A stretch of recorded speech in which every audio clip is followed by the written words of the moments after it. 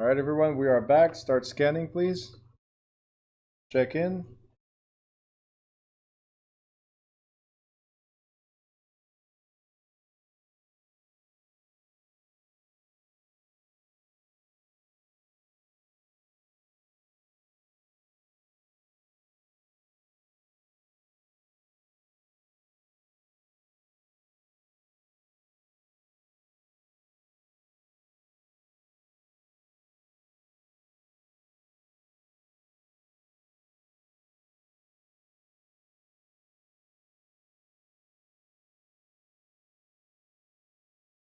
All right, this is part 2 of real estate finance. You guys now see why I decided to break this into 4 parts, right? A lot of info in this chapter. All right, make sure everybody has their cameras on, please.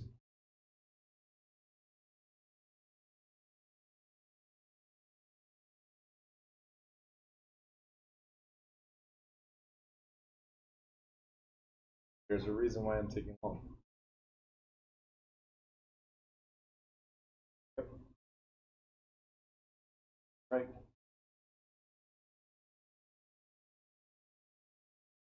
No, not all.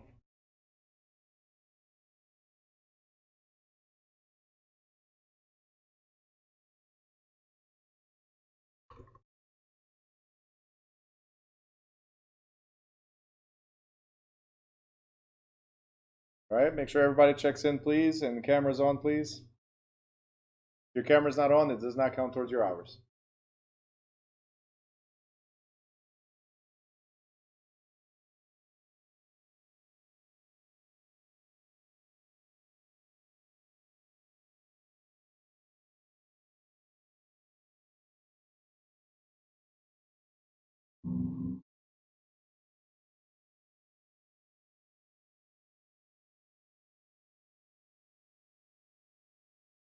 Tatiana says 2 weeks. I think we all know that. Yep. Should know, right? Yet some people still have their cameras on. Off, I mean. Excuses. All right, so, all right, there you go. One more.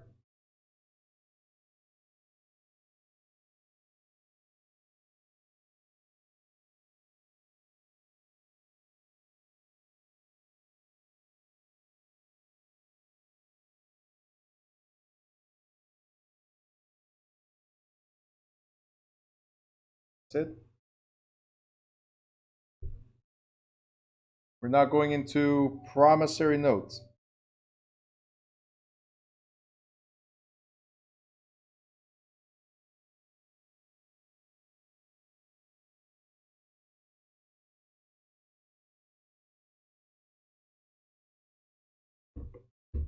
Promissory note. Who can tell me what is a promissory note? I mean, we already talked about that right in the beginning of the chapter.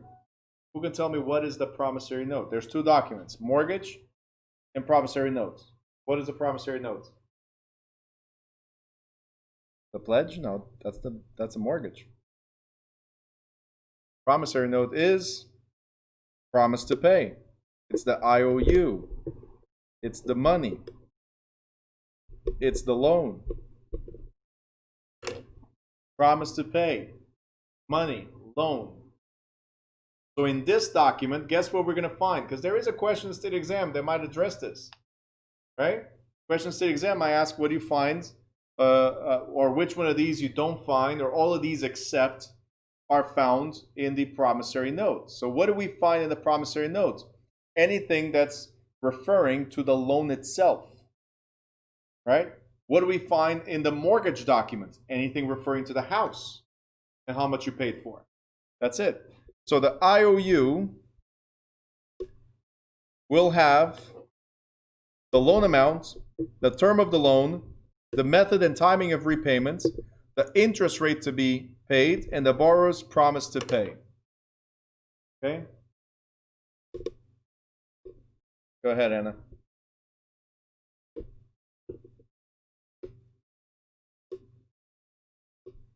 Okay. So the note includes anything referring the loan only. Write this down. The note document talks about the loan only. So what is the total loan amount? What is the term of the loan? So for how long is this loan? Is it a 5-year loan? Is it a 10-year loan, 30-year loan, whatever. The method and time of repayment, right? And if is it weekly, is bi-weekly, is monthly, is yearly, right? In this case, usually we have monthly payments, but there are bi-weekly payments. Interest to be paid. What's the interest rate?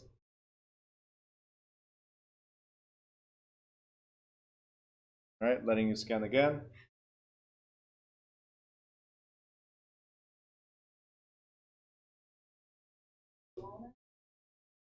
Okay.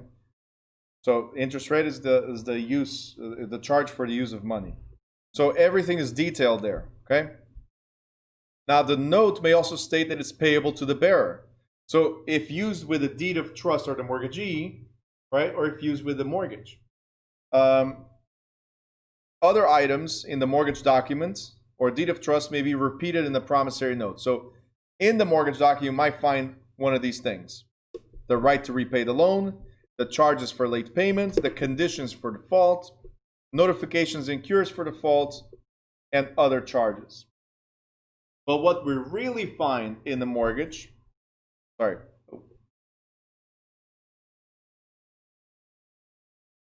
we really find in the mortgage is besides the debt amount, the term of the loan, and the method of payment, what we really find there is the identification of the property being given as security with the legal description and mailing address. Okay? Legal description and mailing address. So the mortgage document says this is the house, and it includes the legal description of what the house is or what the property is. Okay? The promissory note includes everything related to the loan. That's what you got to remember. Now, guys, it includes legal description, right? Guess what I'm going to ask? Yes, you're going to answer right now. Jaquana, do it. What are the 3 methods of legal description? That's right. Perfect. So between everybody, you got the answers. It's the lot and block or plat method, right? It's the meets and bounds, yes, or the government survey or rectangular survey method, right? That's it. Okay. Very good. The document or the mortgage document does not usually provide details about the payment amount, interest rate, or charges. So it references another thing, so a mortgage document says, hey, there's a note for this much, right? But the mortgage does not reference how much you paid for it, not the payment amount, right? It does not talk about interest rate or APRs or anything like that. It just says, hey, this is the collateral for that loan. That's it. Mortgage document says, this is the collateral for that loan, and that's it. Now, one of the things that's included or typical for a mortgage is the payment of principal and interest, which you guys already know, and the prepayment and late charge notices as well. It also includes funds for taxes and insurance. Okay? Your monthly mortgage payments includes taxes and insurance. What is that called? It's called escrow. Therefore, they put everything into an escrow account. So taxes and insurance, once you see that, taxes and insurance, when you see that in terms of mortgage payments, we are talking about escrow money or escrow account.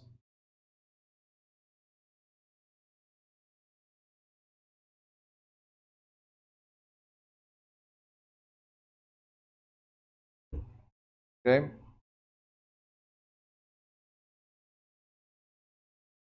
And right here, where it says escrow account, this is also called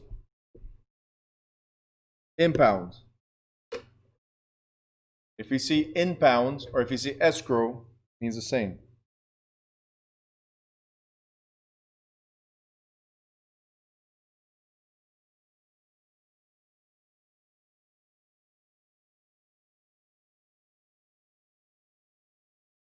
Okay, means the same. So escrow, the word escrow, sorry guys, screen is over there. So the word escrow means impound. The word impound means escrow. If you see that in the exam, we're talking about taxes and insurance.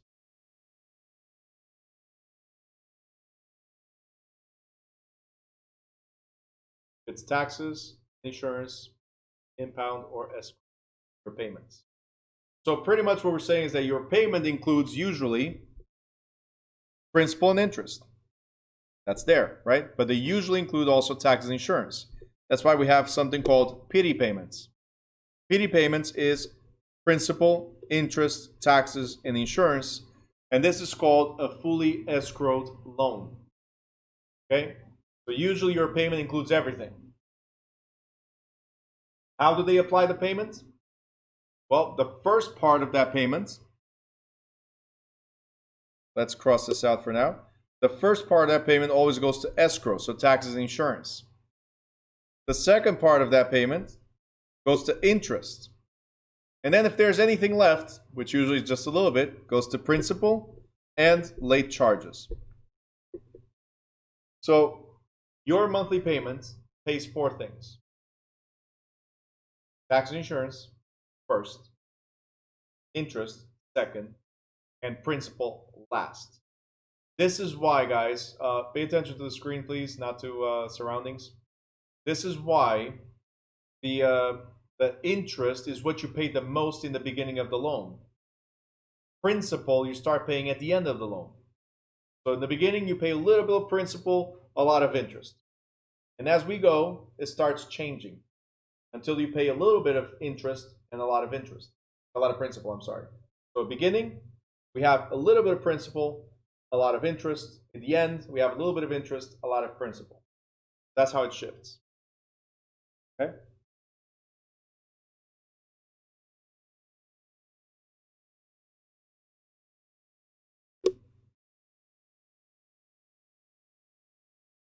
Should always what? No, so you don't have to ask. They will send you. They'll tell you what it is. So if they're asking you for $2,000 for principal and interest plus tax and insurance, it's a pity payment. That's all it is.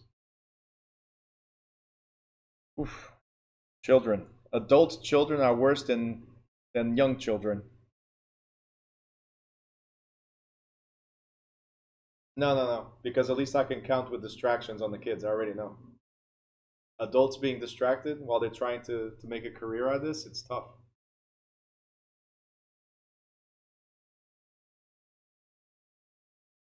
All right.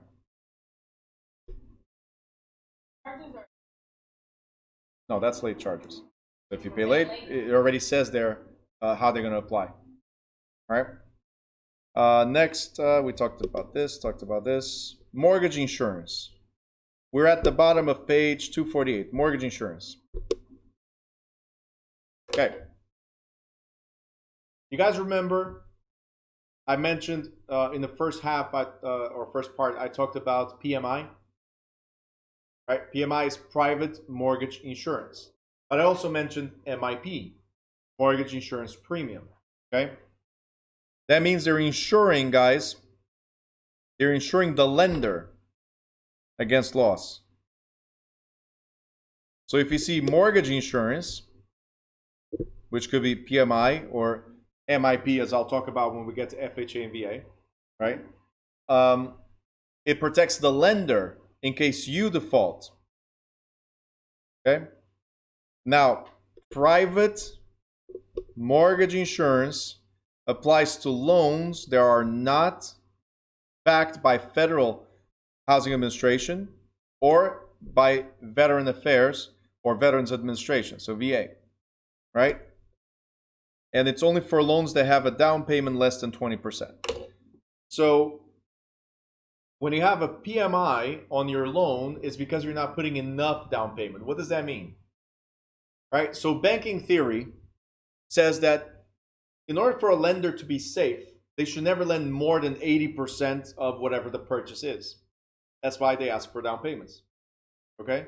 They ask for down payments of 20%, right? Because if the market shifts, do you guys remember chapter 15? We talked about market economics, and I told you that there's a cycle, right? Well, if market shifts, usually they don't shift 20%, okay? So during the lifetime of your loan, you should be able to, if market goes down, you should be able to refinance, you should be able to sell without a problem, right? And when the market goes up, that's an obvious thing, you can sell at any time, no worries. So that 20% cushion between the purchase and the loan, called down payment, it's immediate equity, so that if anything fluctuates in terms of values, like market changes, right, the lender is protected. If you put less than 20%, then it increases the risk, because market can fluctuate 3%, 5%, 10%, right? So if you put 3.5% down payment, the lender is at great risk because of that cycle. You guys understand? Because the lender is at great risk, they want to insure. That's what risk is for, right? I mean, that's what insurance is for, to protect you from risk, right? You have a car. If you have a car, you have insurance, right? If you have a house, you have insurance. If you have health, you have insurance. If you have a life, you have insurance. Well, if you have a mortgage, you have insurance just in case. That's what the lenders are doing. So if you default and you cannot sell, at time of foreclosure, the banks get paid a percentage. The banks get paid, like it says right here, 20 to 25% of the loan. And the rest will come from the foreclosure. Right? So whatever the foreclosure brings, plus 20 to 25%, and that's what the banks get. All right? So it protects PMI, and MIP protects who? The lender. Joanna's asking, when can you remove PMI? Depending on the type of loan. So conventional loans, if you reach 20% equity, right? So let's say you put 5% and you reach 20% equity. At the end of a few years, you reach 20%, you can call the lender and say, hey, drop PMI. Okay? But I said conventional loans. FHA loans now, the ones that were done after 2015, all FHA loans now are lifetime PMI.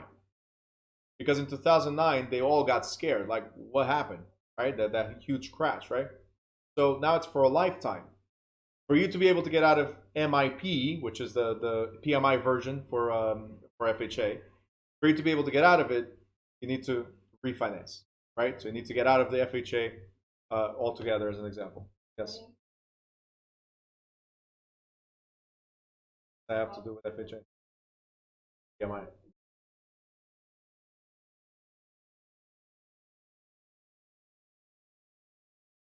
That protects the lender, not you.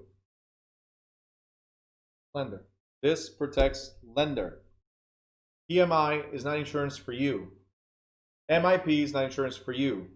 Lender only. Doesn't matter what happens to you, it's protecting the lender in case there's a loss and you stop paying. Oh, natural disaster, you stop paying. Lender's protected. Only for lender. Okay? Joanna, great question. What if you appraise a house and you have more equity, so you have more than 20%? Then, look, any dispute of equity, you're going to have to do an appraisal. So that's it. Appraise the house. It has 20% equity. Call the bank. You're good to go. Okay? Okay. Antari said refinance and then put 20%. What do you mean? Refinance and then put 20%.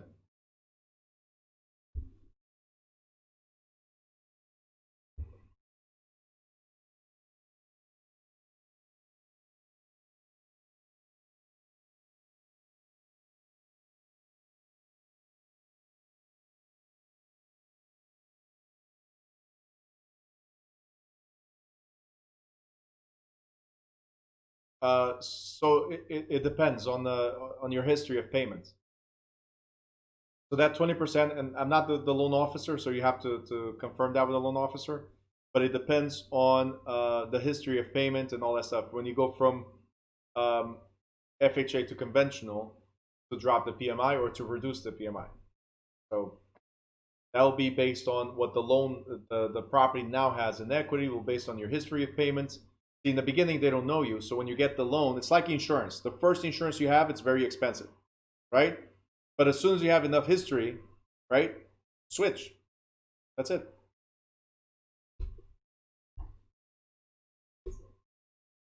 Yeah.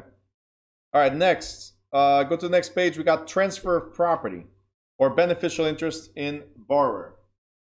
Transfer of property.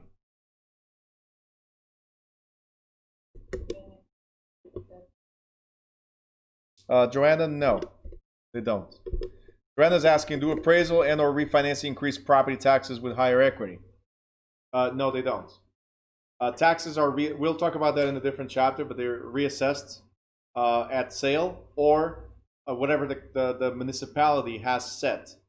So they have either an annual increase or they have a set time period that they'll reevaluate the properties, or at time of sale. Depends on your municipality.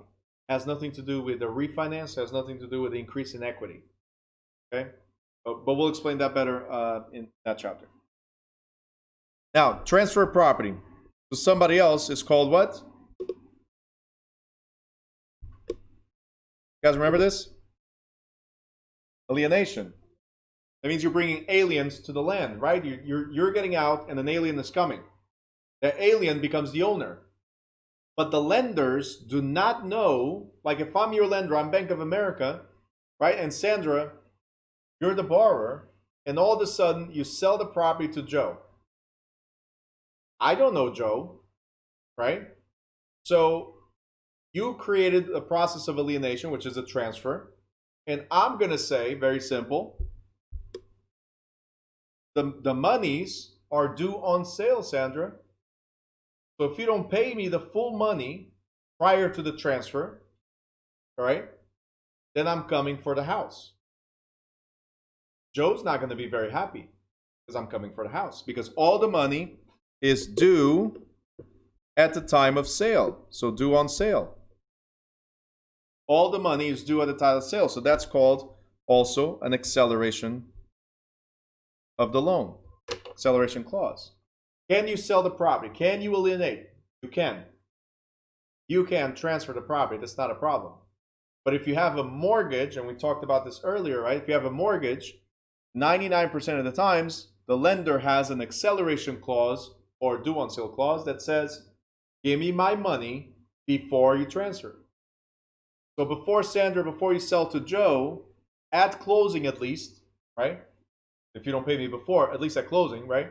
At closing, the balance with me must be zero because Joe is now getting a loan with Chase, right? So Chase will be the new mortgage on the property. And Chase will have on the mortgage documents the same regulation. If Joe sells to Joanna, right? Then Chase would say to Joe, hey, where's my money? It's the same scenario. That's called a due on sale clause or alienation clause or also acceleration clause. Okay? It means you cannot transfer without paying me. You cannot sell something just like your car. Can you sell your car if it's financed? Not until you pay it off. Same concept. Okay? So the due on sale is all the money is due, the balance of the loan is due immediately at the time of sale. Type number one if you understood this. Number one if you understood, number two if you didn't. Anything that's owed. So if your balance is $240,000, you got to pay it off. The full $240,000. Can you go to the supermarket, get a bunch of stuff on the cart? You get there and scan everything and then say, oh, don't worry about it. I'm going to cook and then I'll come pay. No, you cannot. So at the time of sale, the money is due. Simple. Everyone wants their money, of course. Anna has a question. What's the question? Say it again.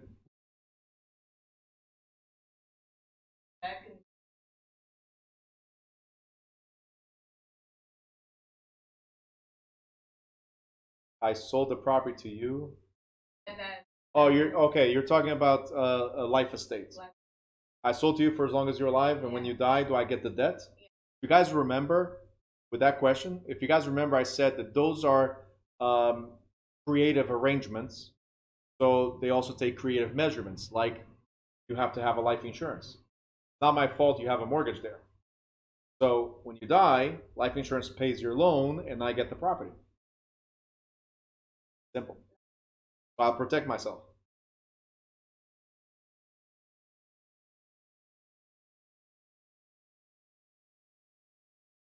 Oh yeah. Paid off. Absolutely. But any sale. Any sale. Okay. Any sale. The balance must be zero. Unless we all agreed to the assumption of the loan, which we'll talk about later. All right, Anna, but I feel like people sell their houses all the time without having their mortgage paid off. Nope.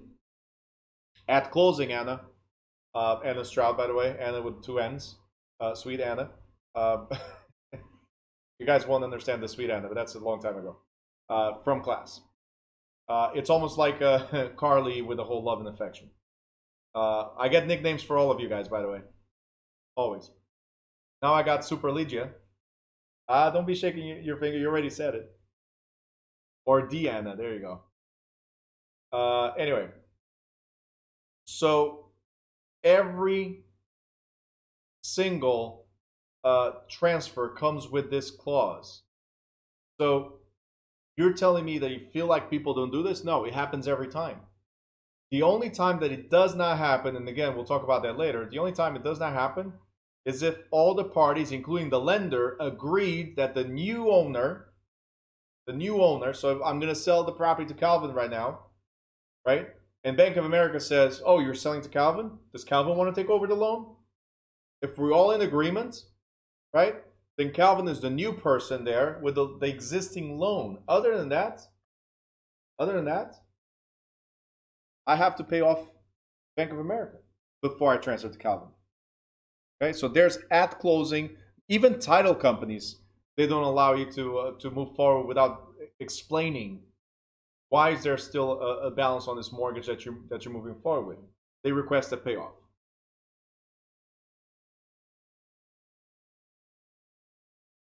Jaquana, what happened there? So what if I bought a house bagat? I don't know what's a bagat.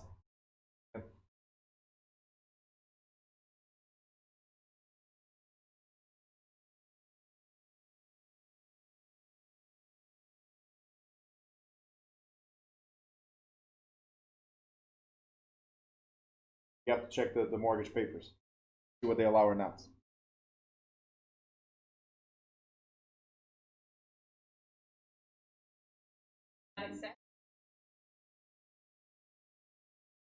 Every time there's an assignment, yes, you're responsible as well. Yeah, but we're going to talk about that later too. All right, release.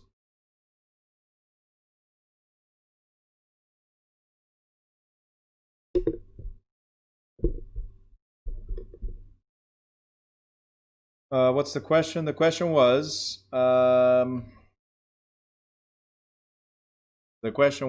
exactly that. What was your question?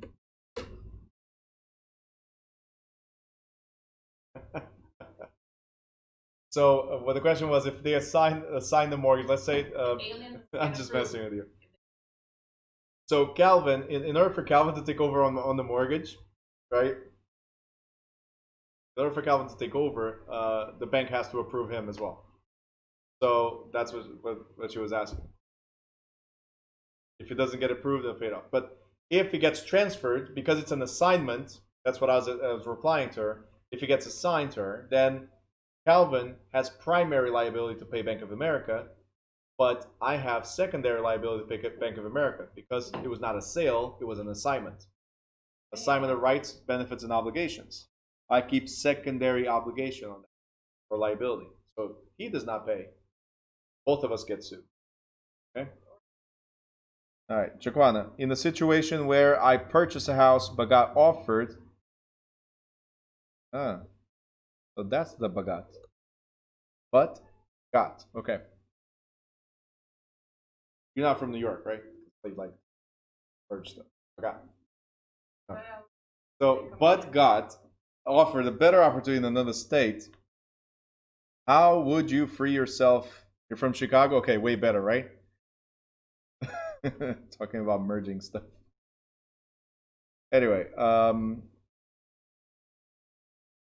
in a situation where I purchased a house but got offered a better opportunity in another state. I feel like this was a job application. You got offered a better opportunity in another state? How would you free yourself of that home or mortgage? You sell the house. Or find a Calvin. And the lender accepts Calvin to take over. Right? That's it. Or, Nargis, great, rent it. Depending on where the house is, Airbnb is great. Still is, COVID and all. Still is great.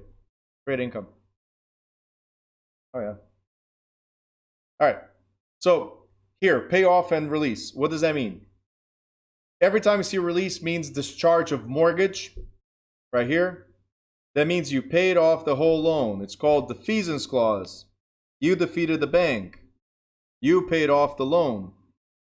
So the bank has to issue a satisfaction or release of mortgage or mortgage discharge that says to the world, there's no lien anymore. This person has paid off, so we have no right to claim anything against the property anymore. So they release that. Remember the grip, right? The death pledge or death grip, right? This is the time, paid off, this is the time you release the grip on the property. Okay? Ruth, I'm not even going to go on that one.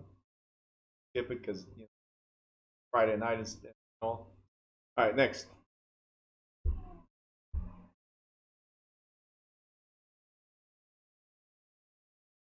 So, initiating a mortgage loan. I think you guys already understand everything about mortgages so far, right? We're good? So how do we initiate a mortgage loan? With the loan application. Okay? That's it. You apply for a loan. Look. I do not. I refuse. Unless I'm doing some type of marketing tactic, right? Unless I'm doing some type of marketing tactic, I'm trying to get leads, unless that's what I'm doing, I refuse to show houses to anybody that does not know if they qualify. Simple. The concept is very simple. Everything starts with a loan application and loan underwriting. So, think about this. When you apply for a loan, it's pretty much you looking at your check, at your wallet and see if you have enough money to go to the restaurant. Same thing. Is there anybody here that gets out of the house without checking if they have money to go eat? Anybody? Some people do. And you get there and you expect, hey, is there anybody I know here? Is that what you do? Or like you got that much money that it's like, oh, I don't care. I got it. Don't worry. Is that how it is? All right. Credit card. Joanna says credit card. Chrissy says Apple Pay. All right. The concept is the same. You're still believing, credit cards, Apple Pay, whatever it is, you're still believing that there's money there. Right? You're trusting you have the money. That's the point. You're trusting you have the money that's there. You verified it before. You know there's enough equity. Chrissy, look, we have Droid, Google Pay as well. All right, Mr. Droid. We have all that. Anyway. In fact, I have several. I have Samsung Pay and I have Google Pay.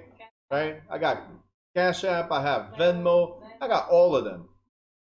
All right? There's no way I'm going to get stranded at a restaurant and wash dishes. No way. Say it again?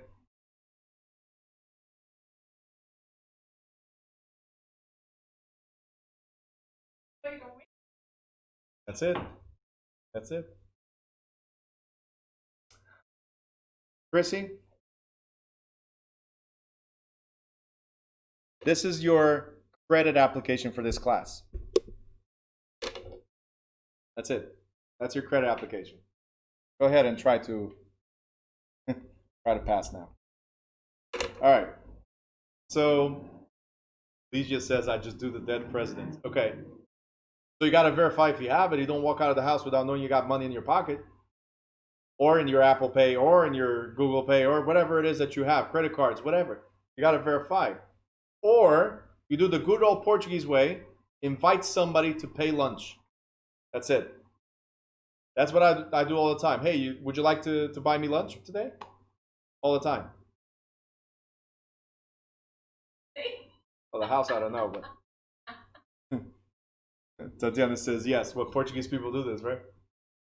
Let's go for lunch. You're buying, right? All the time. All the time. Anyway, so the point is, you don't go to see houses or show houses if it's you the one showing. You're not going to do that without knowing. You don't go window shopping for houses, because as soon as you see the house you want, oh, the price tag. Now let's go see if I qualify. The moment people see the house they want, they dream about the house. I'm going to get the house tomorrow, right? And then they go get their pre-approval, and all of a sudden the house price tag is $500,000. Pre-approval says you're qualified to buy a $300,000 house. It's only a $200,000 gap, right? I'm sure Crazy Pay can take care of that, right? 200, that's it. Don't worry about it. Guys, don't show houses without knowing how much money they have. It's a waste of their time. And you're probably thinking, no, it's a waste of my time. No, it's a waste of their time, because if they're wasting their time, they're wasting yours as well. But think about your client, Mr. or Mrs. Potential Buyer. Don't go to a restaurant without knowing if you have money. Simple. Or credit cards or whatever. Simple. Know what you can afford.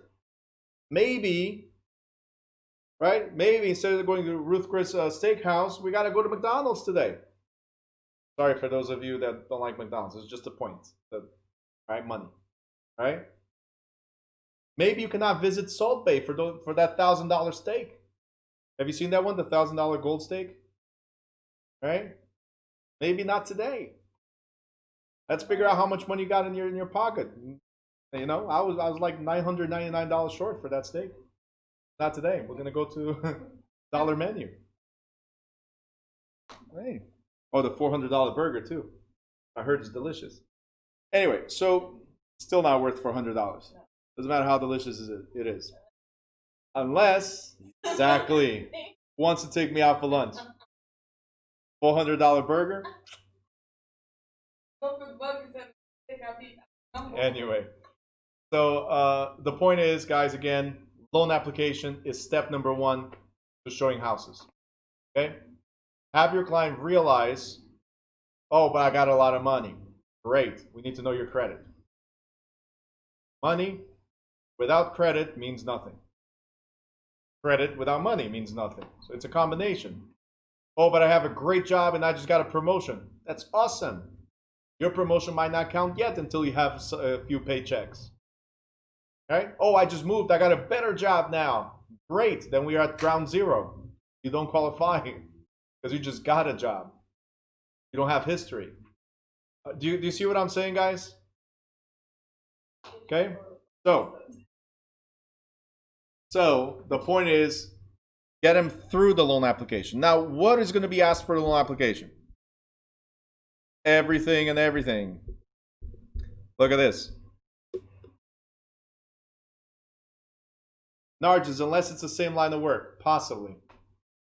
Regardless, if you got a better job and you make more money, we still need enough paychecks. It's not like, oh, I got a better job and you're qualified. No, we need 4 paychecks, for instance.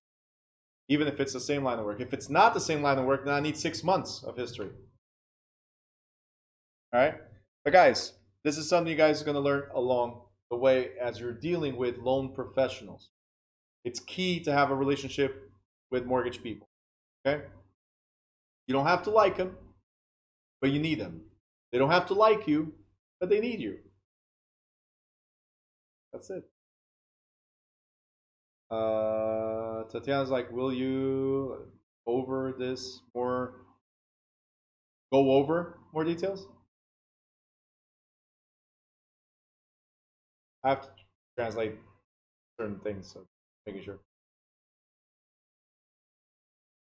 Sorry, I'm full. You were eating? Or if you're full, you cannot process the keyboard. Got it. All right. And Chrissy said, check. That's right. I don't like your brother, but I need him. He doesn't like me, but he needs me. How it is. All right. Ligia, Kachuba. Oh. You bringing? You're bringing it? Bring it now. All right. Chrissy says, I don't like him either. There you go. All right. Things are asked. Things are asked. Property information. Now, in the application, when you start, right, when you're trying to get a pre-approval, I will tell them that. When you start getting pre-approval, property is not an issue. Not an issue because you're just trying to like figure out if you got money, right? That's what you're trying to figure out. Once you get to the restaurant, remember, now we're going to look at the menu and like, oh, this is the one I want. But now you know, hold on. But now you know that you got the money. And now you're looking at what's on the menu and you're like, oh, let me get something to drink. Now maybe you don't have money for the drink as well. So now it's when we start defining what we really want. First was how much money I have. That's a pre-approval. Second is, let's go in more details. So a complete application will also include the property, right? But in the beginning, what they ask for is your information. So age, employment history, assets, education, monthly income and expenses, and debts. Another thing they ask right off the bat is your credit report and income and employment verification. Right off the bat. That's it. They ask that for application. As we move forward, they're going to ask for an appraisal and the purchase contract. They're going to ask information about the house, right? If it's a refinance, they want to know the original cost. They want to know the balance, the year acquired. Now they want to know more info. So there's steps to this, but this is the general information that's asked when you get when you're trying to get a loan or refinance on a loan.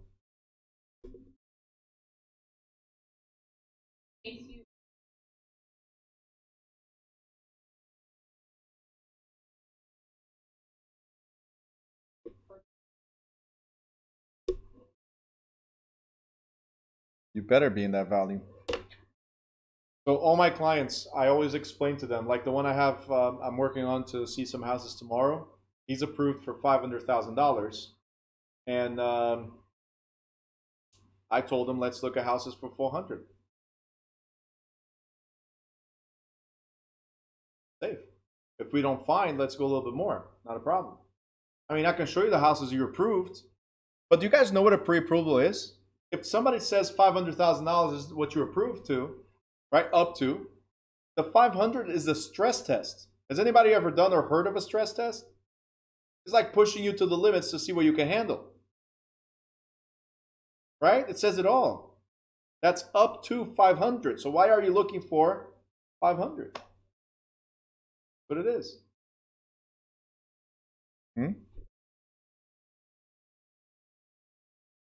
That's it. How many years do lenders look into someone's income?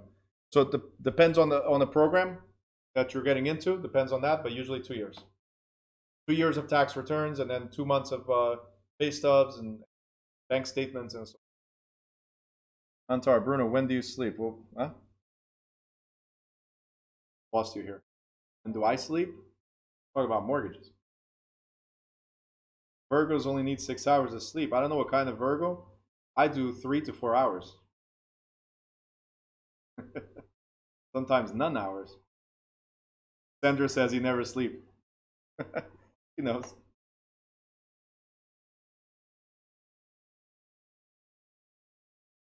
Sure. All right, Tatiana, what if it's cash income or self-employed?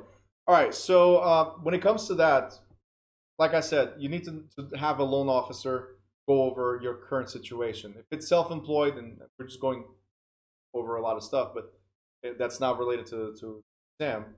But if you're going self-employed, they might need 12 months of bank statements because your tax returns are one thing, but you don't have a W-2 to prove your payments, right? And you can have a really good month, you can have 0 months. Like we're self-employed, that's what we are as realtors, right? So the lender wants to see that consistency. Like this month, I made like $13,000 as an example, right? The last month, maybe I made nothing. But the previous month, I made over $50,000. But then the whole beginning of the year, I made nothing. As examples, right? That's the life of a realtor.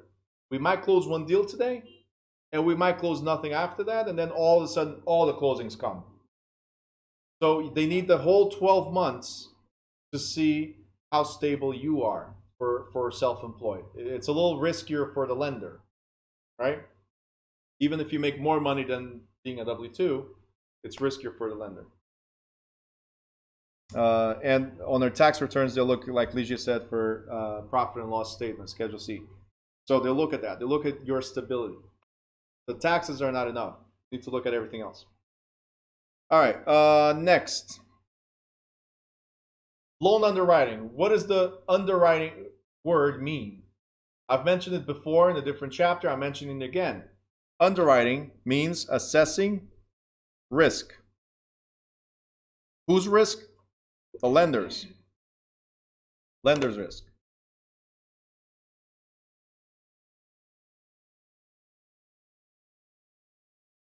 So what are they assessing? Well, are you going to be able to pay me back? Is the house worth it? And then from that, we'll determine the loans, the terms of the loan. So first of all is, are you able to pay back? Second is the house worth it? So the lenders look at all this stuff.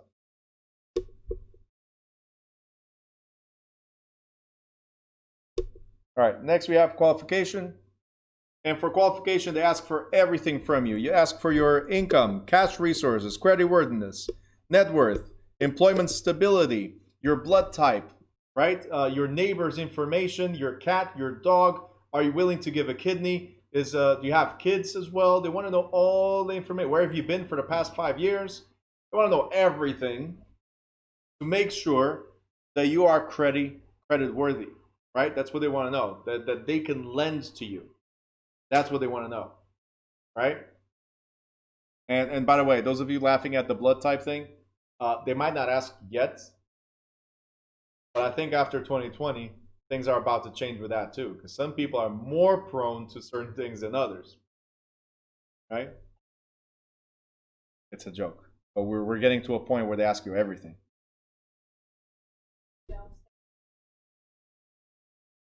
Yeah.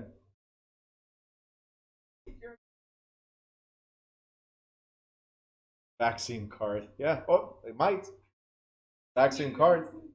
No, you guys are joking or laughing at this, but I'm FBI or CIA. But I'm dead serious. A lot of things are going to change. Just like in 2009, that crash changed the whole financial system. So in 2015, we're going to talk about it later. I mean, on Monday. 2015, they changed the way bank lenders lend, right? So I'm not surprised, or won't be surprised, that whatever happened this year that caused so many deaths, right, would change also that. Like in Portugal, as an example, in the year 2000, they changed the regulations that if you want to have a mortgage, you got to have life insurance. Remember I talked about this, about having life insurance, right? They want to make sure you have at least a term policy that covers the loan amount. So they lend to you, yes, but hey, I don't know if you're going to live the next 30 years. So let me protect myself by asking you or mandating that for you to get the loan, you need to have life insurance that protects us, right? So as of the year 2000 in Portugal, it's mandatory that you do that, right? Here should, I mean, it's common sense, right? Hey, Ria, how are you? But it's common sense that everybody should think about. If you have debt, you should have insurance. If you have debt, you should have insurance, period.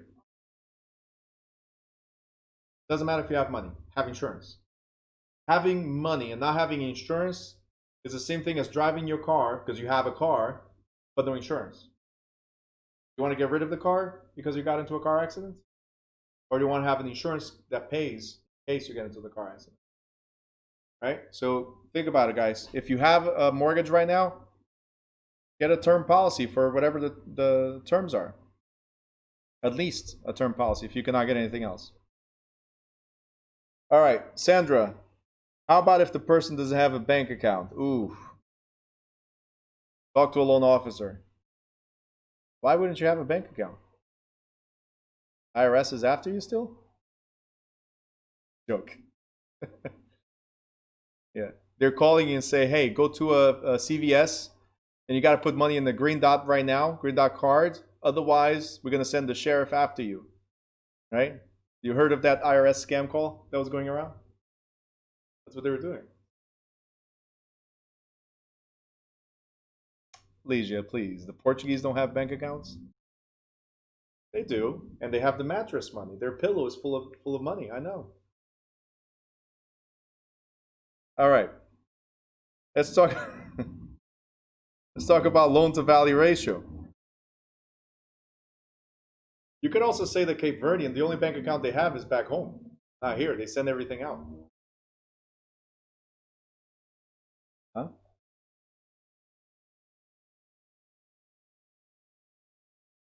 I know where he lives. So. All right. They can still monitor you. You need a SSC.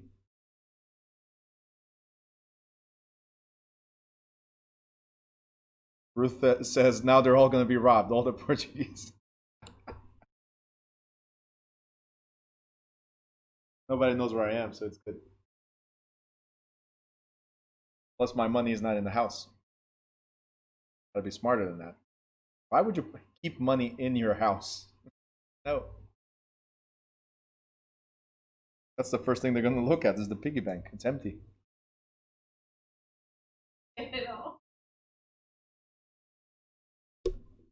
All the money's invested in places that I cannot lose. Simple. Leisure says freezer. That's what you have your money? All right. There's 30 people on the line right now. The address is go for the freezer. All right. Let's focus here for a little. We got 45 minutes left. We've already de-stressed a little bit from this complicated chapter. Edith says, I don't have any, I spend it. That's smart, living the life. All right, loan to value ratio. What is loan to value ratio, or also known as LTV? Loan to value ratio is how much they're lending to you versus the value of the purchase. So when we talk about LTV, this is what we have. We have 100% value, which is usually similar to purchase price, right? And then we have 80% LTV, okay? That means the lender's maximum loan amount is 80% of your purchase or 80% of the value, okay? So this is the max loan. The difference between the 100% and the 80% is 20. What is 20%? What does that represent? It represents down payment. It represents down payment. So if a lender says, I'm going to give you, you need to bring, 3.5% down payment, 3.5%, what is the LTV? Who can tell me? If the lender says you're approved for a $400,000 house with 3.5% down payment, what is the LTV? It's based on 100% minus the 3.5. That's the down payment. That equals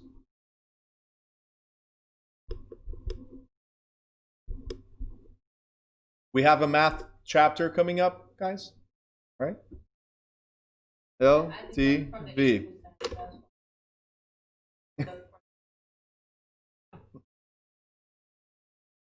Not just you don't have to apologize. It's okay. We all make you press the wrong number. I get it. Like, don't worry. Luckily, there's calculators. Wait a minute. 100 is always there. All right, guys. So one thing you have to remember: we have purchase price. And we have down payment and LTV. These are interchangeable. If they tell you 80% LTV, the difference between purchase price or value and the LTV is the down payment. If they ask you for the down payment, the difference between purchase price and down payment is the LTV. So those are interchangeable. Always based on 100% value. Again, usually it's the purchase price. Usually.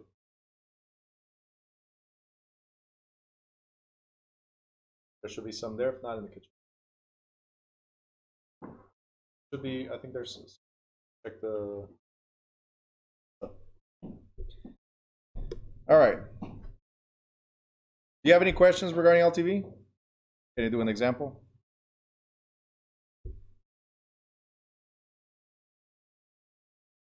Fine, Lula. Fine, I'll give you an example.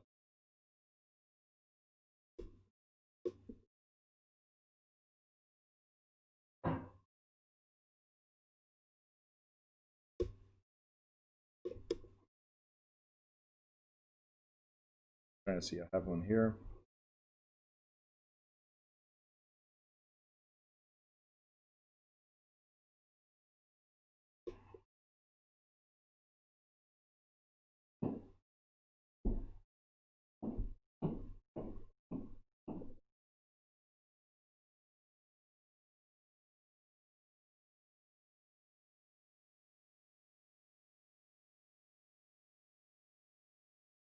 All right.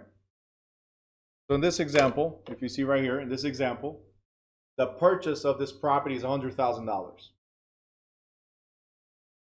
The bank is lending you 95. Did you find it? No? Go to the kitchen.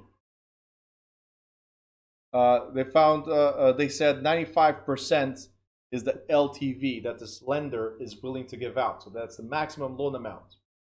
Well, what's 95% of 100,000? 95,000, right? So Lula, what is the down payment? Well, the down payment is the difference between these. So it's 100,000 minus the loan amount, 95, equals down payment. So you need to bring $5,000. Okay? That's what it is. Now, if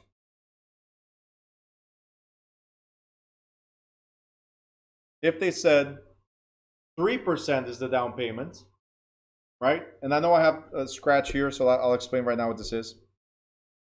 If they said 3% is the down payment, right? Out of 100,000, 3% is 3,000. So that's your down payment. The loan amount is the difference. So 97,000 will be the loan, the maximum loan amount. Now, what I did here is, because there's a question, there might be a question in the state exam or the school exam that says the property is being sold for $102,000, but appraised for $100,000. So you're purchasing for more than it's worth. The buyer, and we'll talk about that in FHAs and VA loans on Monday, the buyer has an option of walking away or coming up with a difference. But the loan and the down payment is always based on the appraised value.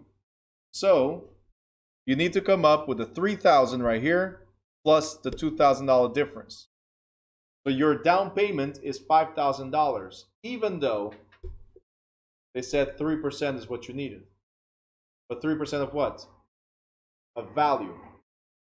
Usually value is what people pay for. Some people are crazy enough to pay more than what it's worth. They're okay. They want that house. They've emotionally attached, or you guys remember, they predict the future. How can we predict the future of a particular property? Does anybody remember? Say it louder. The market, but how? Location, but how? Just the market? Master plan, yes. Combining what's happening in the market and what the city has projected, right? Combining those two tools will help you understand if you should be paying the extra $2,000 for this property or not. If we're in the down market and you don't see any projections for this town, there's no growth, there's no stability, then maybe that's a bad investment, right? But if you see that over the next 10, 20, or 30 years, this city is going to boom with commerce and movement of people, right?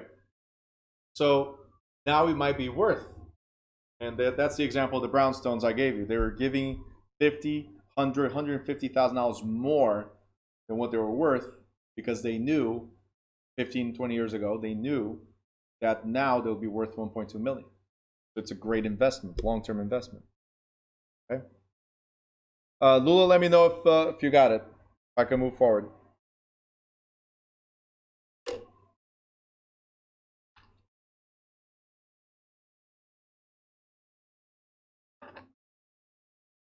You assume that I was looking at your black screen and look at the thumbs up? That's what you assume? Okay.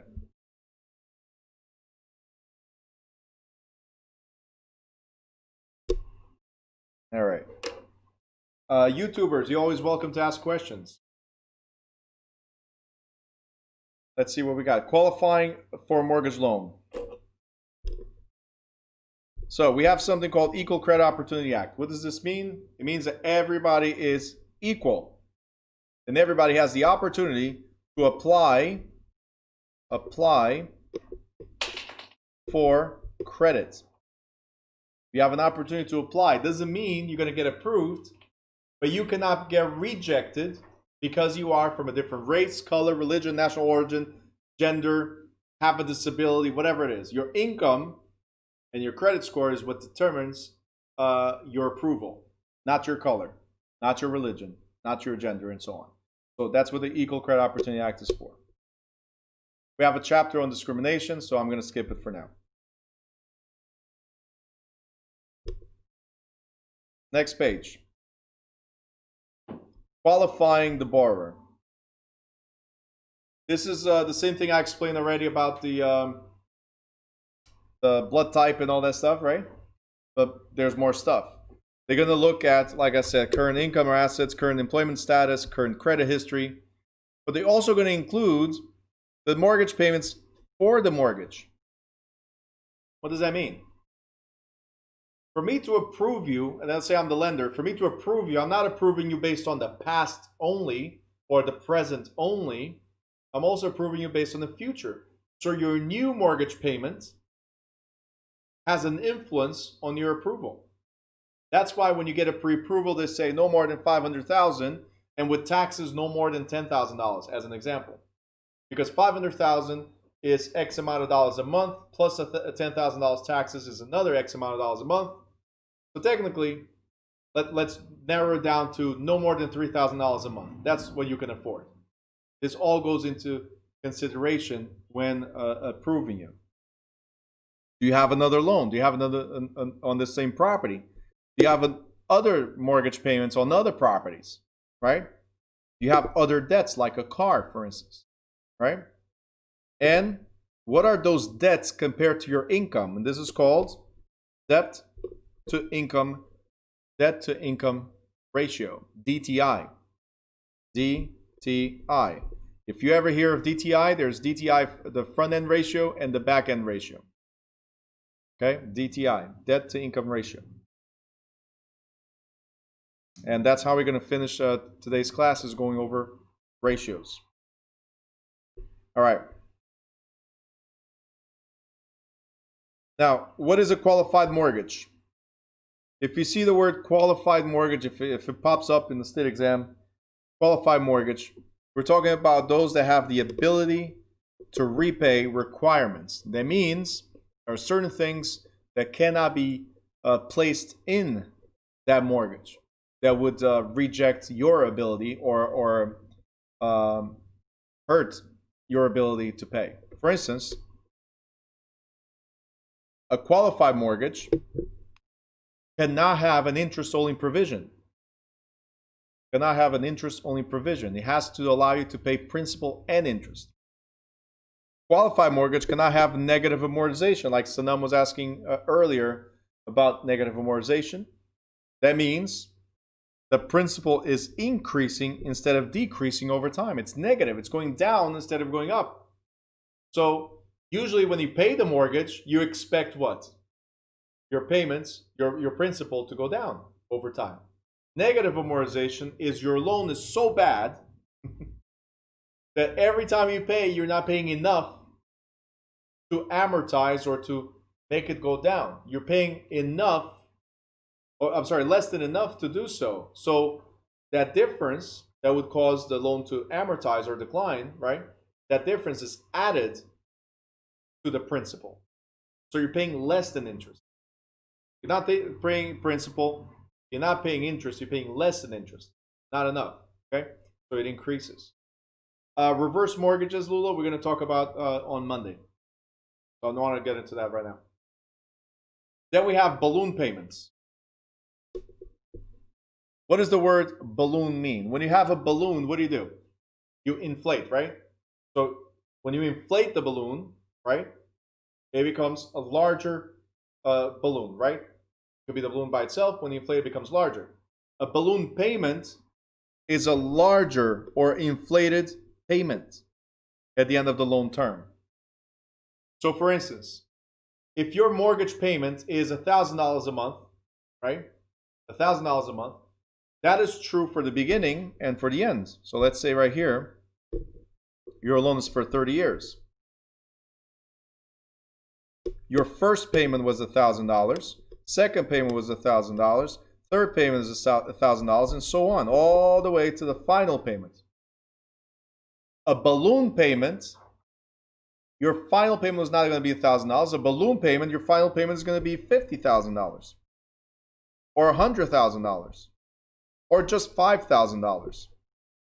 It's a higher or larger amount than the monthly amount you've been doing every single month. Okay? So if your final payment is a larger amount than what your monthly payment has been, this is called a balloon payment, an inflated payment or a larger payment. That means you're not paying enough, again, to amortize the loan. Okay?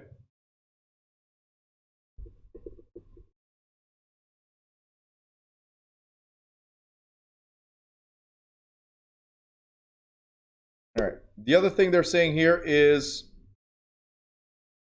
figure this out. Loan terms longer than 30 years, or excessive upfront fees and points. So for qualified mortgages, they cannot charge you ridiculous fees and points. That's what it is. Robin, what about a jumbo mortgage? We'll talk about that on Monday. I'll talk about a jumbo mortgage on Monday as well. Reverse mortgages, jumbo mortgage, all that will be on Monday. All right. Next page, we're going to talk about the DTIs, right? So generally required is a monthly debt no more than 43% of the monthly pre-tax income. So that means gross income. Pre-tax means gross income. So usually a qualified mortgage, so FHA or VA mortgages, right, will have a 43% DTI ratio. This is the front end and limits on points. I'm going to do the math in a second, so you guys will understand after that. Qualified mortgages include loans that can be bought by Fannie Mae, Freddie Mac, or insured by certain government agencies, like the Department of Agriculture. The debt ratio is higher, even if the debt ratio is higher than 43%. Also, loans that are insured or guaranteed by the Department of Housing and Urban Development through the FHA are qualified mortgages. So FHA is a qualified mortgage. That's why they have restrictions on what they can lend.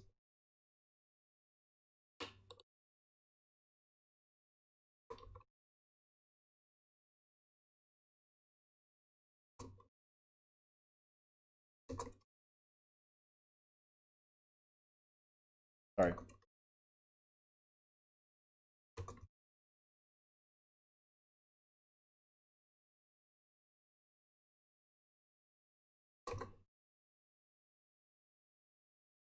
All right.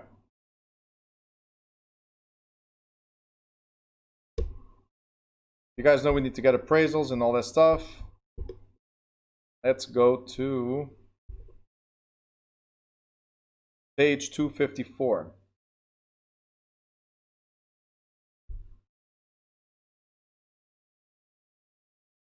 If these agencies are insured, why do we need insurance? Different. Totally different. They are insured for their own money, like FDIC insured. Your bank account is insured. Why do you need to insure yourself? Right? Same thing. Totally different. There's different insurances for everything. It's to protect them, not to protect you. Why do you need insurance? You need insurance from them.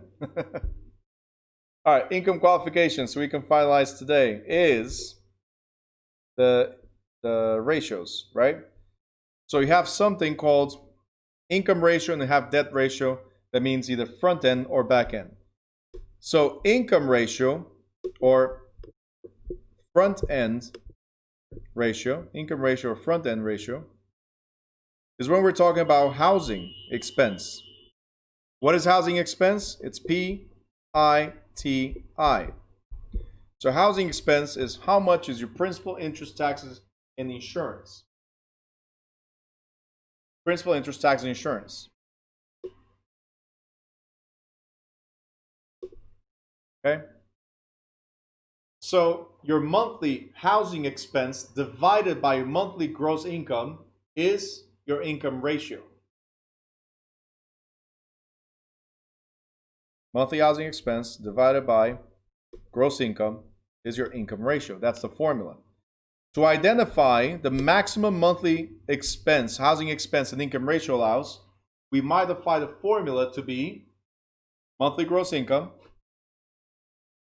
times income ratio equals max PITI. The numbers are coming. It's all going to make sense, I promise. All right? I see some faces that are like, it's Friday, I'm done. I see those faces. We're almost done, I promise. I'm going to let you leave early. Right? Around 9:29. So, where were we? Now, most conventional lenders require the ratio to be no greater than 25 to 28%. Conventional is a traditional loan between lender and borrower without interference of the government. That's a conventional loan. So it's me lending money to you without asking permission to the government. All right?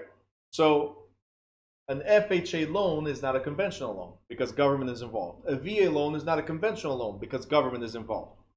All right? So the maximum they'll give you is 28%. I'll explain that in a second. For an FHA loan, the ratio is 31%. Conventional, 28 or 25. FHA, 31. So this is a question. Let's put numbers here. Guys, please focus. I'm going to get tougher right now before I let you, de-stress for the weekend. So right here, for example, if a couple has combined monthly gross income of $12,000. $12,000. This could be a question in the state exam. This could be a question in the state exam. In fact, state exam or school exam, the question will give you the yearly income, but because we're talking about monthly expenses, you got to divide by 12. So here they're giving you directly the monthly. You make $12,000 a month between husband and wife, or spouse and spouse, $12,000 a month. Okay? The lender's ratio, or maximum income ratio, is 28%. All we have to do to figure out what is the maximum that mortgage that they can qualify for, all we have to do is income times ratio equals PITI. Okay? So income times ratio, and this is the front end ratio, equals PITI.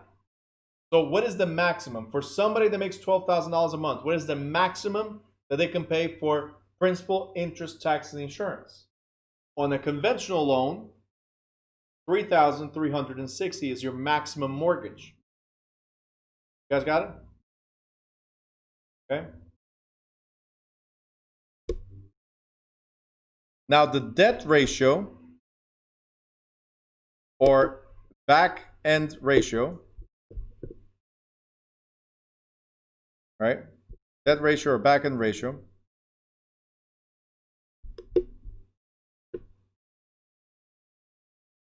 it's the same as the previous one plus additional payments that you have for other debts.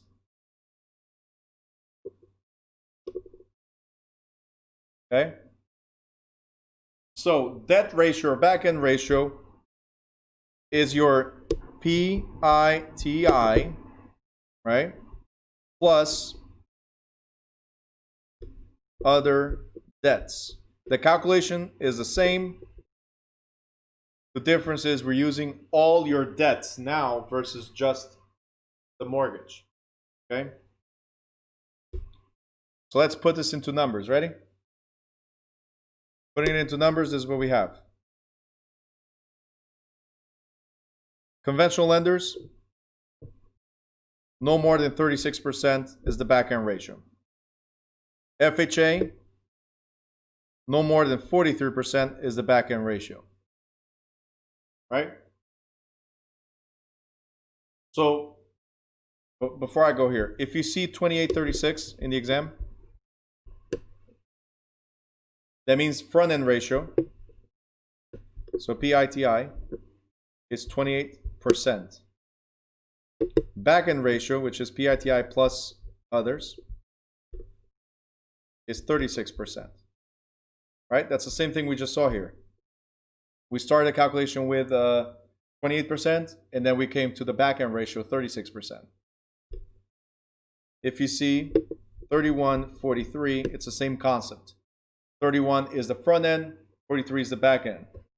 Some of the questions will say, oh, they don't have any monthly obligations. So if I have no other debts, the only number that I need is the first number, the front end ratio. So here's the question. This couple makes $12,000 a month, right? And they have, how much can they afford, right? Between car and everything else. How much can they afford? That means if they're asking you, mortgage and other debts, what is the maximum obligation they can have a month? How do we figure that out? Same concept as before. Income times the ratio. That means that your mortgage plus your car plus everything else cannot exceed $4,320. So if you have a car obligation, let's say right here, if you have a car that is so 4,320 is the max, right? And you have a car that costs you $600 a month, then how much do you qualify for? Okay, 3,720. This is the new max.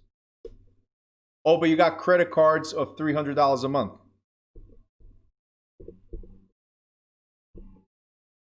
Right? How much do you qualify for? Well, 3,420.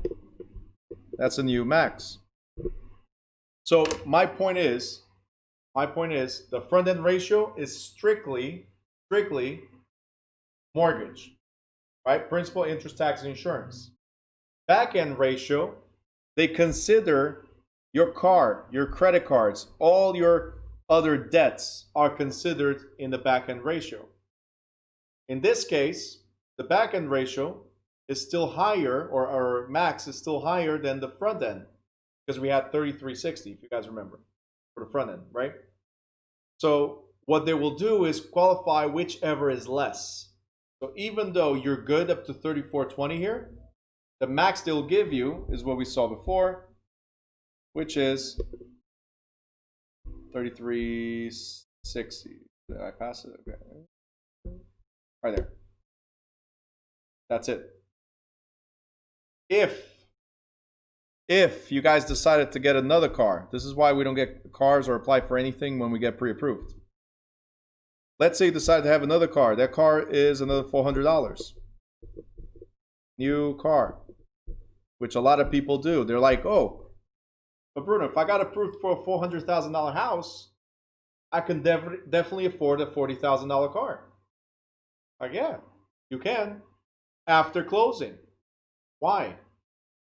Because then it affects your ratio.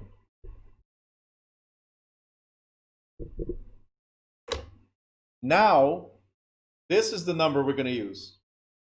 Now it's the 3020 we're going to use, not the 3360, not the 3420 that was here. Because you sign a new car lease or a new car loan while we were pending a closing, they verify your credit before closing and they see now, oh, there's a new car. Maximum payment is $3,000. This mortgage would have been $3,200. So, sorry, we can't close. You don't qualify anymore. You guys understand? All right. This is why we don't sign anything after pre-approval. Say it again.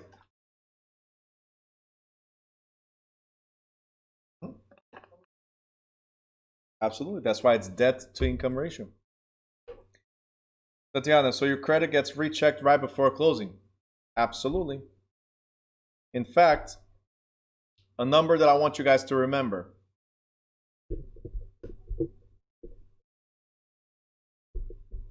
Couple numbers, actually.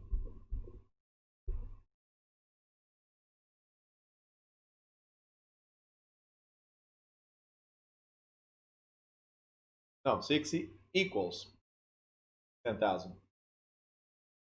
You want me to prove that to you? How 60 equals 10,000? All right, I'll prove it to you. Very simple. For every $60 more or less of monthly obligation,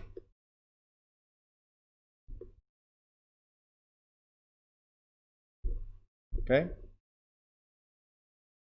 you lose $10,000 of purchasing power.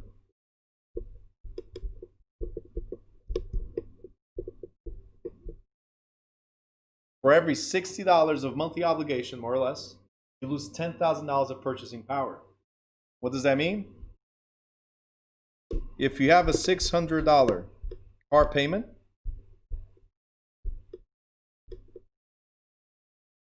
this equals $100,000 less in mortgage qualification.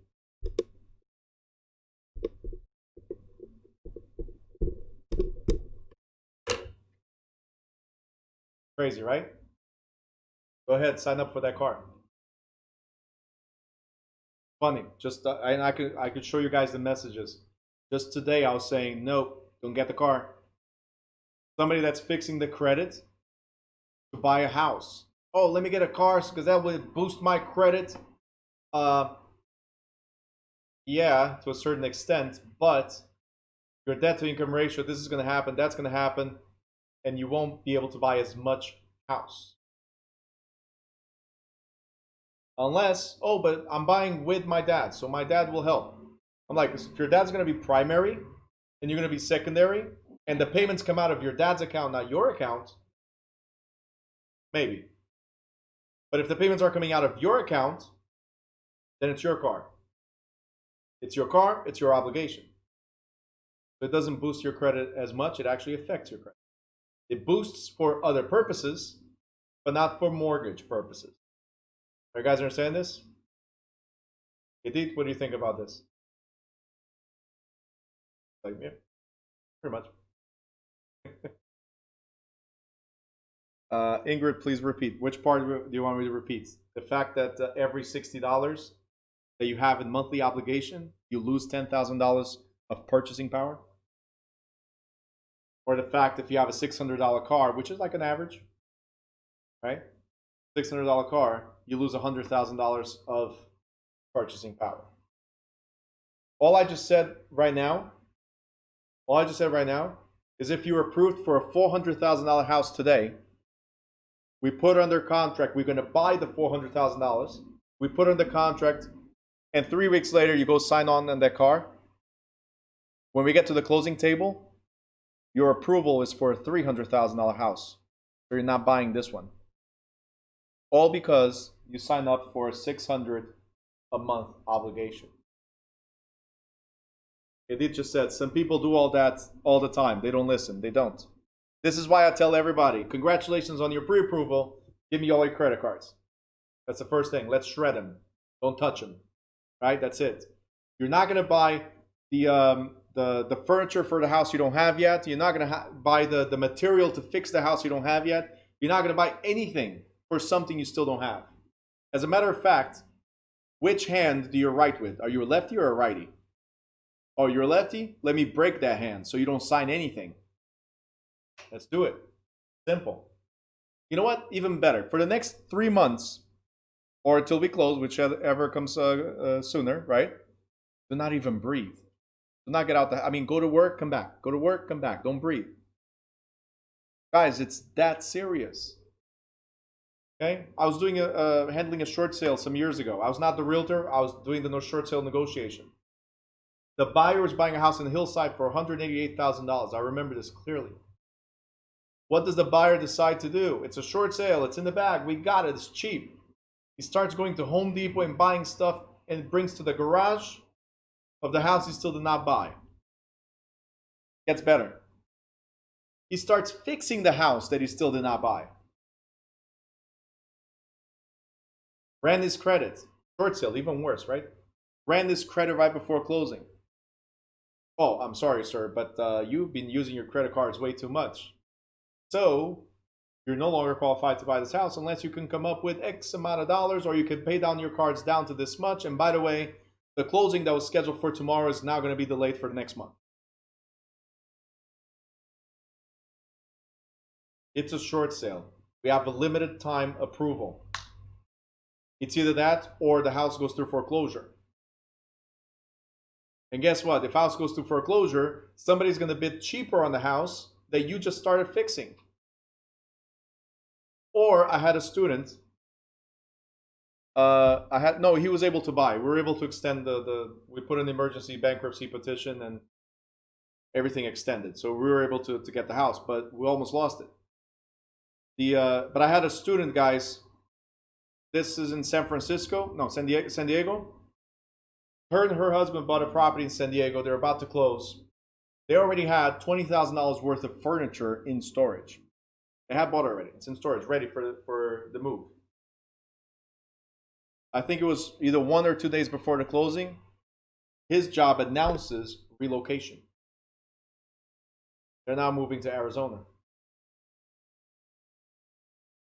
Now, not being able to close because of relocation is one thing. Having to sell $20,000 worth of furniture for like $2,000, brand new, still wrapped and everything, for $2,000 because you're moving and it doesn't fit the new house. Now, that's bad. No, this is years ago. But the point is, guys, changing jobs. Nar just mentioned, if it's the same line of work, we're good. Changing jobs. I'm sitting down, and we're done, by the way. But I'm sitting down at dinner with a mortgage rep and a title company, because that's how we roll. We have to constantly keep the communication, understand what's happening in the market, right? We're sitting down, right? And the mortgage rep receives a call. And we're like all having fun, talking about how the market is great and all that stuff, right? So completely like distracted of what's happening. He gets a phone call. All of a sudden, he goes like, "You did what?" I'm like, "Is everything okay?" And he goes like, "Give me a second." And then I start hearing the conversation, of course, right? Not that I want to be nosy, but you start hearing the conversation. The conversation goes like, "You changed jobs? We're 2 weeks away from closing. How do you change jobs now?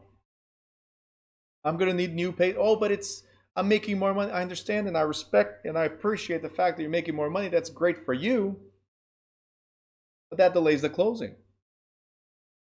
And we already had the tow." What is a tow? Is a time is of the essence. What does that mean? We should have closed already. So the seller might not extend again. Right? You changed jobs. Congratulations. Instead of 17, you're making 25 an hour. That's great. But we needed to close within these 2 weeks, not 2 months. So don't even change jobs either. Do whatever you got to do to stay in that job until you close. Not whatever, within limitations, okay? But try to keep that job. Simple. Okay? You're about to move. Do whatever you can to tell your boss, the new boss, hey, look, I'm closing on the house. If I move right now, it's gonna damage the transaction. Is there any way I can move right after the closing to your company? Right? Some of them will say yes. Some of them will be like, hey, if you don't want it, there's a line of people that want jobs, right? That's a risk you're gonna get. But there's one person very creative, called her old boss and says, hey, John, um, I got a better position and I'm getting paid way more, but I need a favor from you. I need you to keep me on the books for another 2 weeks. Matter of fact, I'll pay the taxes that you're going to pay as an employer. I just need to be on the books for. That's illegal, by the way, but I'm just telling you how things happen. Tatiana says, forget the new iPhone. Should have forgotten the old iPhones. Chrissy says, can't you just tell your employer? Yeah, talk. Absolutely, communicate. All right, guys. That is pretty much it. Android's great, I'm telling you. All right, we're gonna pick up tomorrow on cash qualifications, and not tomorrow, on Monday, cash qualifications, and go from there. All right, guys, it's the weekend. I know we've covered a lot of stuff, but we're halfway. We're halfway. We got 2 weeks to go. What does that mean? It means you better be studying. Guys, it's only a 4-week process. 4-week process. 5th week is your exam, and that's it. It's done. Commit for another 2 weeks, 2.5 weeks, like studying and everything. Commit for another 2.5 weeks. Forget barbecues. You know, for those of you that are Brazilian and still do barbecues in the middle of winter, doesn't matter how cold it is.